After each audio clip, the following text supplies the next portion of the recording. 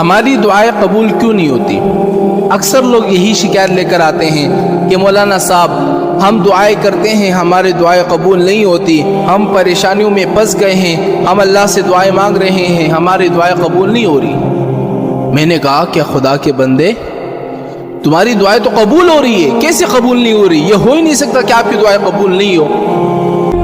کیا آپ اللہ سے دعائیں کر رہے ہیں کہ اللہ مجھے فلاں چیز نصیب فرما، یا اللہ مجھے حج نصیب فرما، فلاں پریشانی ہے اس کو دور فرما، لیکن اللہ تعالیٰ وہ پریشانی دور نہیں کرتے، بلکہ اللہ تعالیٰ فرشتوں کو حکم دیتے ہیں کہ لکھو کہ اس نے جو چیز مانگی ہے قیامت کے دن میں خود اس کو دوں گا۔